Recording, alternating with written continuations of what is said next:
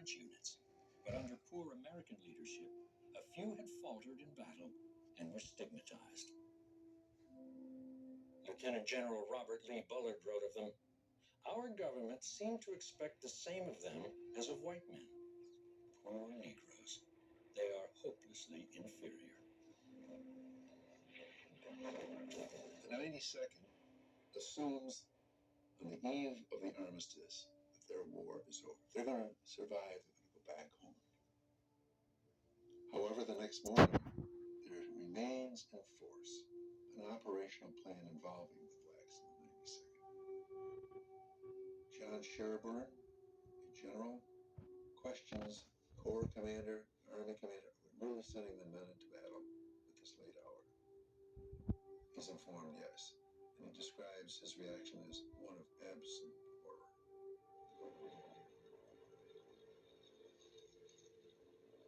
On that last morning of the war, the men of the 92nd came out of their position in a wooded area to a hail of German machine gun and artillery fire.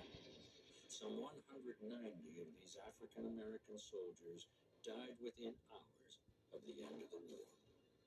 Major Warren Ross was an officer with the 92nd. When the war ended, a heartbroken Major Ross wrote sadly of their brave performance. "My heroic battalion. The battalion has earned undying fame for itself, its regiment, its brigade, its division, and for the American colored race." Hundreds of miles up the front, the town of Mons, where the British expedition force had suffered their first major defeat in the first days of the war, had powerful symbolic significance.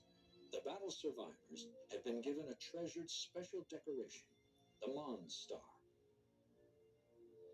Now, 4 years later, when the British could have marched unopposed into Mons on November 12th, they chose to attack and retake it on the 11th.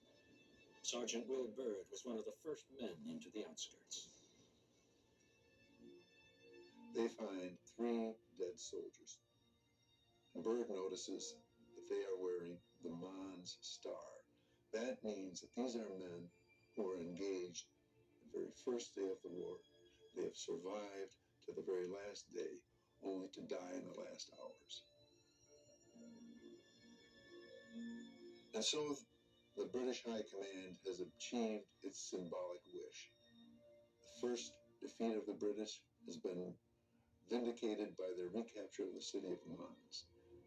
They are back where they started the war 700,000 British lives later. On November 11th, the cannoneers that had created the artillery hell that had characterized the war were not only unwilling to end their barrages, they eagerly redoubled their fire. In the very last hours of the war, there was a terrific bombardment. Every side is firing off every round of ammunition they have left. It's as though at a country fair, they want to shoot off all the fireworks before the festivities end. This ammunition is being fired off randomly to get rid of it in an expectation of the arrival of peace. But these rounds don't make that distinction. And in the very last moments, men are dying from this random artillery fire.